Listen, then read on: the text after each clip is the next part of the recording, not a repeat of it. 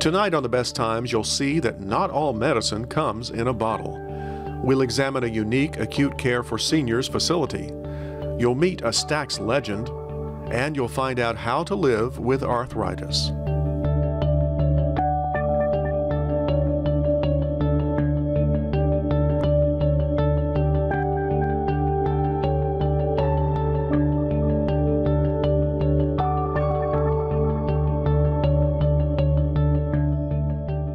Funding for The Best Times is provided by...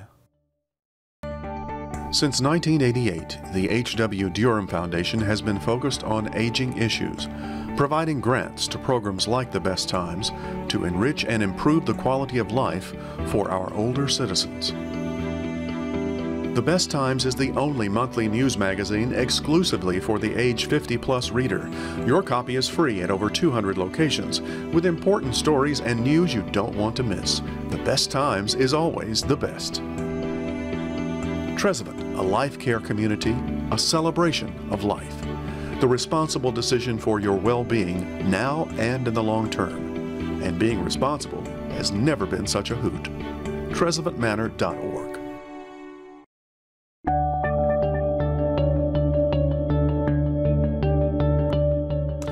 Hello, I'm Chris Hardaway. Welcome to this edition of The Best Times, a series that looks at life after 50. The English novelist George Eliot said, "Animals are such agreeable friends. They ask no questions, they pass no criticisms." That's the underlying concept behind therapy pets, animals that provide comfort and relief to people who need a friend that asks no questions, a friend that gives love unconditionally. Sometimes, life's best medicine doesn't come in a bottle.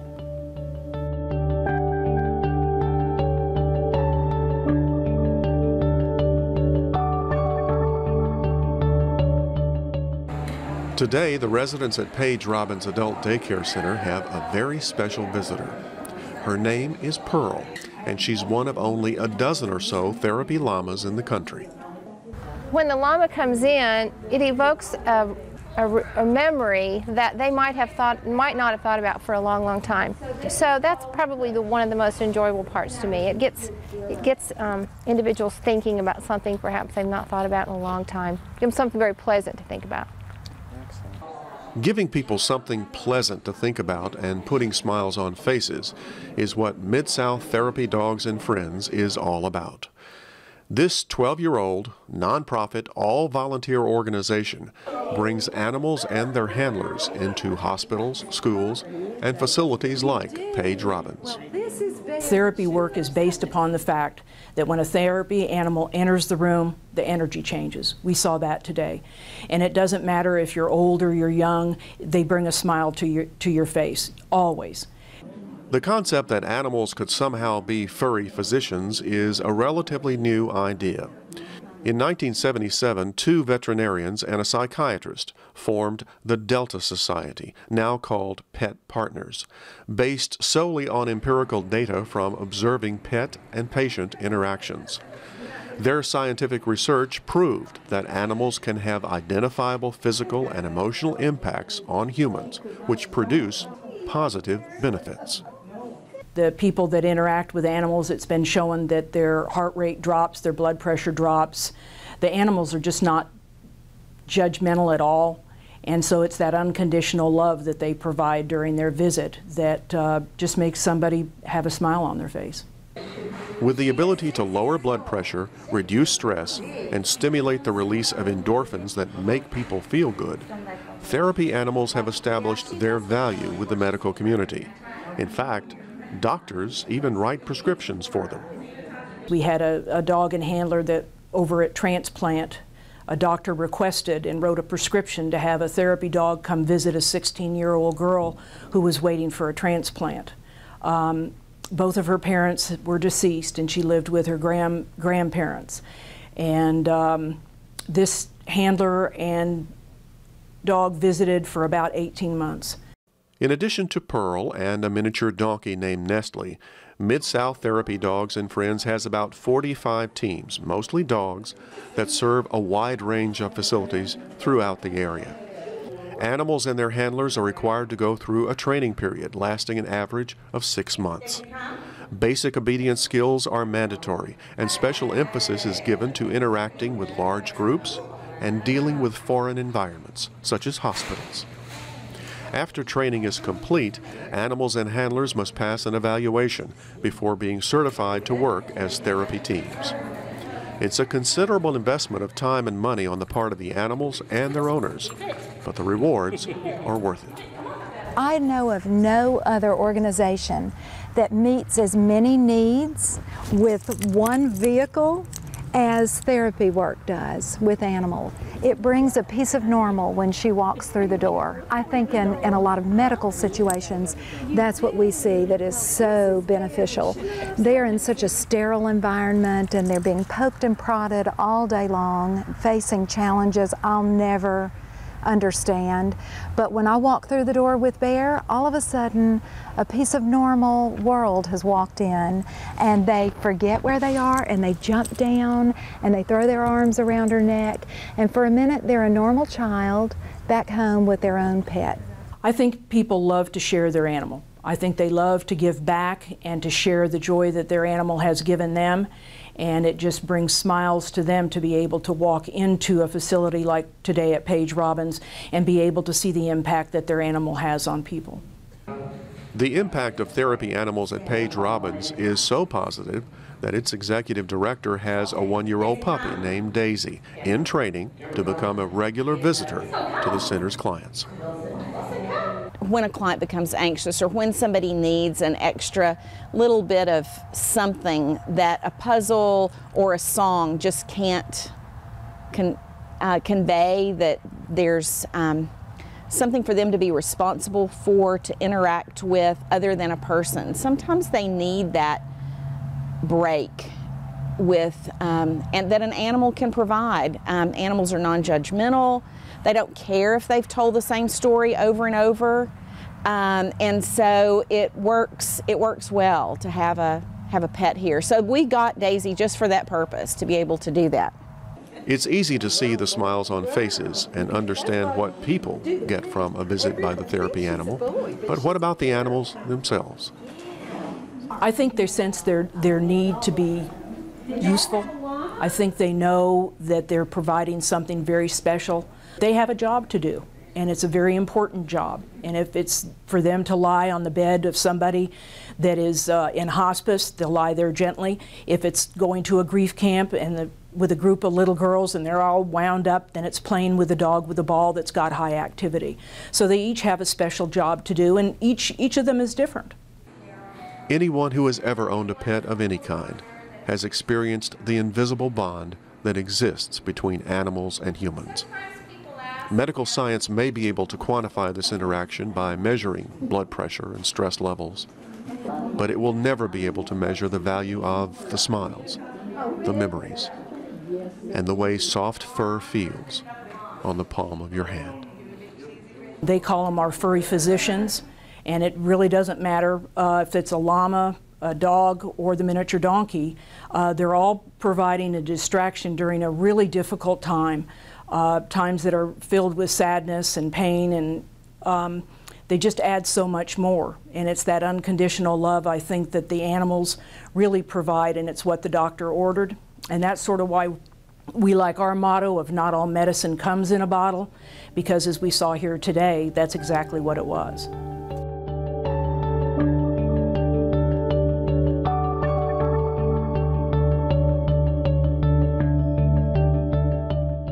As America ages, an ever greater burden will be placed on our healthcare system. St. Francis Hospital here in Memphis is one of about 200 facilities nationwide that have established an acute care for seniors unit. It's a concept that's more high-touch than high-tech, and its goal is to reduce cost by shortening hospital stays and lowering readmission rates. Let's take a look at this latest trend in medicine.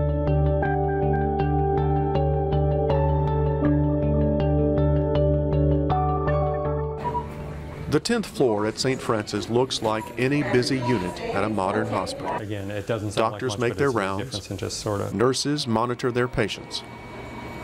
So what makes this unit different from every other acute care unit in every other hospital in the city? A lot of bad things can happen to older adults when they get in the hospital.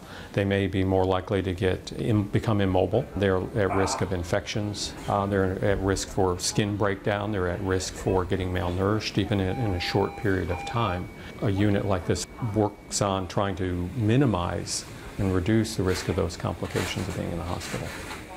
From a medical care point of view, the care is going to be exactly the same. The difference in that care is on an acute care unit for older adults, sensitive to your special needs. Focusing on not just, yes, on your care for while you're here, but how do we make sure that you don't lose ground functionally while you are here. The acute care for seniors model employs a slightly higher ratio of staff and nurses to patients. Physical therapists make frequent visits to patients to help them regain their mobility. Nutritionists make sure that patients are eating well and building their strength back.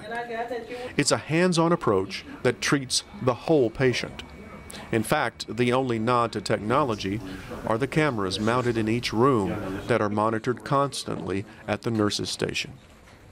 The goal is not just to get patients home as quickly as possible, but to ensure that they won't be making a return visit.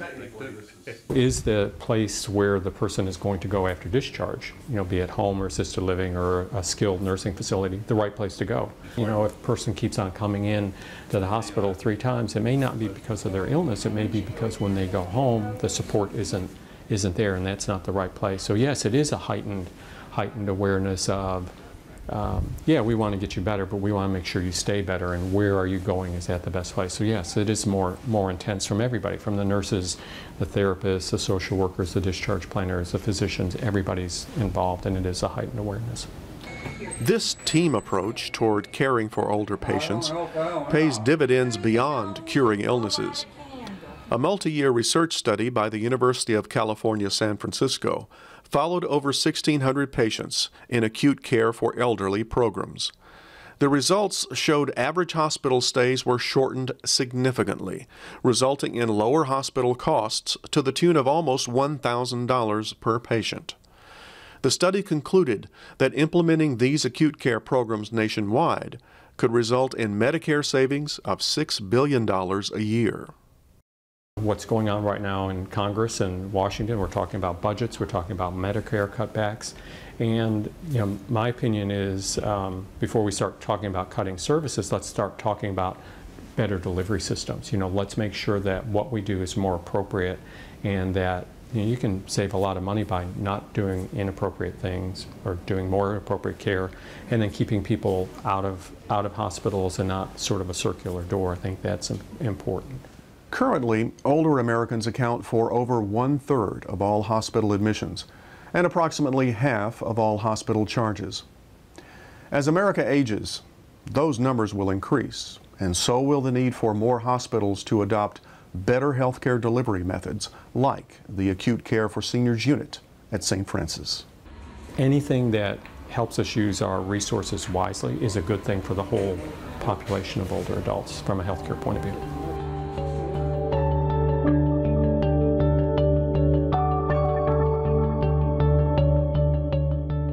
According to statistics from the Rock and Soul Museum, Memphis has been mentioned in more popular songs than any other city, over 900 times and counting. Our musical heritage is well known and loved worldwide. And a part of that heritage is a woman who helped write the history as a songwriter, a singer, and a publicist at the legendary Stax Records. Today she carries on the legacy of the Memphis sound. I'd like you to meet Deanie Parker.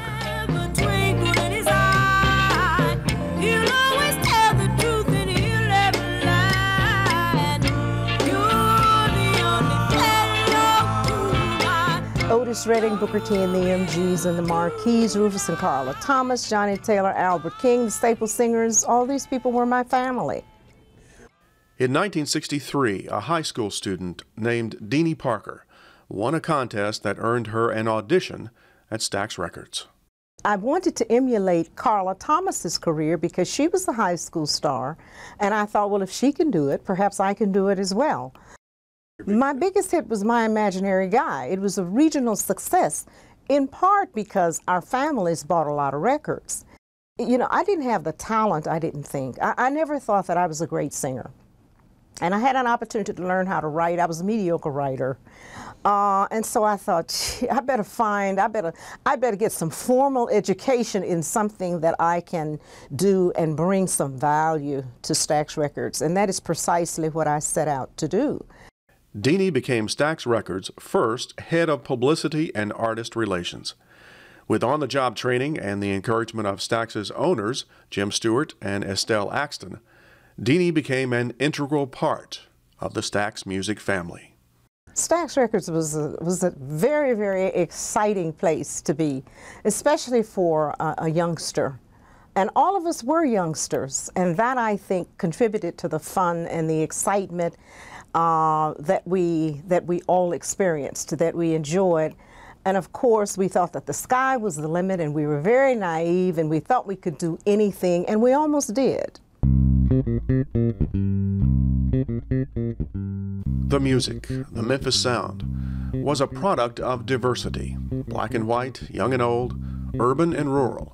Nothing mattered except the music. And that's what made the music great. But as Deanie discovered, life on the road for the Stax artists wasn't always an easy ride. We couldn't stop and use restrooms along the highways because they were not integrated. We were unable to go into restaurants. We were unable to stay in hotels. And so I learned that despite the challenges and the difficulties and the discrimination that the earlier artists had to endure in order to build their careers, that they turned lemons into lemonade. Great music came out of this studio. One day, while waiting for their session to start, Booker T and the MGs laid down a bluesy ballad called Behave Yourself. Estelle Axton loved it, but told the band it wouldn't sell without an up-tempo A-side. They did turn to Booker and say, Booker, you remember that song, that little diddly that you were dealing with? And he said yes, and when he played it, they all just gravitated toward the song and contributed their interpretation around the line that Booker had shared with them, and that was Green Onions. Deanie says that Stax Records was a utopia, a Garden of Eden where music was sacred and creativity was the coin of the realm. But the dream came crashing down in December of 1975 when Stax went bankrupt. Deanie had left the company about a year before, but she remembers the anguish she felt the day the music died. There was a determination on the part of a few that there would never be another Stax Records in Memphis. So that small-mindedness, that prejudice, if you will, that racism in some areas. And I think that the demise of Stax Records has contributed greatly to one of the reasons why we don't have a music industry in Memphis today that enjoys the kind of vitality and economic stability that we had at that time, because that episode, that situation destroyed a music community. Today there is a new music community at the corner of College and East Macklemore. Soulsville, USA has risen from the ashes of Stax Records. Deanie Parker was one of the creators of Soulsville and served as CEO until her retirement in 2007. The museum is all about providing for people who have traveled to Memphis from all over the world for a half century to see where the music was made that they still love, and to learn about the architects of the Stax sound and also the Memphis sound, so that they can immerse themselves in our art and our culture. The Stax Music Academy is built on the philosophy that Stax Records created and lived out. And that is that we have an open door all you need to tell us and show us is that you are interested in music, that you are willing to work hard, that you want to bring creativity to it, and you want to have a good time doing it. In 2010, the Stax Museum and Music Academy celebrated its 10th anniversary. As it moves into its second decade, it's clear that the music lives on. I will feel that I have left my legacy when out of the Stax Music Academy, the next greatest artist is discovered and launched, so that the world will once again look at Memphis and Soulsville, USA, and the corner of College and McLemore and say, yeah, they still got it going on.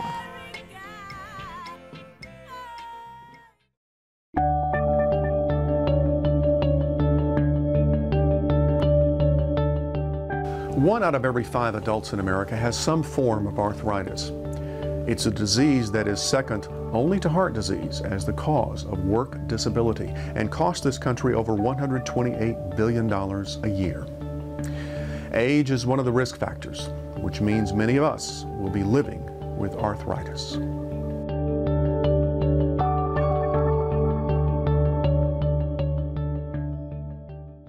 How common is arthritis? Once you hit 55, sort of a rule of thumb you can do from 55 to 80 is take the age, your age, and divide it by 2, and that will give you roughly the percentage of people in the population at your age that have radiographic osteoarthritis. Now, radiographic means when you look at an X-ray you can see the changes of osteoarthritis, and they are very specific. However, symptomatic osteoarthritis, fortunately, is less than that. Usually around half the amount of incidents that we see on the radiograph. So if you have 40% incidence in a population radiographic, around 20% would have symptomatic osteoarthritis. So it can be there and you really don't know it. What causes osteoarthritis? The generic version of osteoarthritis, so we don't know what causes it. There are some what we call genetic mutations in the collagen that makes up the cartilage of the joint and some of the other connective tissue proteins that make up the joint that will predispose those individuals to get osteoarthritis at an early age. Those are specific genetic defects that are inherited or spontaneous mutations occur, but they are very, very rare. The more common varieties, we really don't know what the cause is, and it's been a real impediment to really develop effective treatments to really understand what the cause of it is. What are the risk factors? Being overweight is one of the most common associations, particularly of the weight-bearing joints, the knees and the hips particularly. You fall down and dislocate your shoulder or something, or in an automobile accident and fracture your hip or something, that is probably going to set you up to get osteoarthritis in that joint at an earlier age. Can osteoarthritis be prevented? You really can't prevent it, no. not as to our state of knowledge right now in terms of diet or whatever. So we mentioned things like healthy diet. Vitamin D is very important to help to decrease the severity of some of the arthritides, but there's really no way to really prevent it. How can you manage arthritis pain? Well, we like to try to get the patients to accept high-dose acetaminophen or Tylenol, the generic form of Tylenol. A 500 milligram tablet, 2 of those 2 or 3 times a day, if you don't have liver disease, can be taken quite safely. Is arthritis inherited? Your chances are increased. My mother had tremendous osteoarthritis in her hands, and I've got early signs of it in my hands. So yes, there is a type that's highly associated with family members. For more information about arthritis, go to the website of the Arthritis Foundation.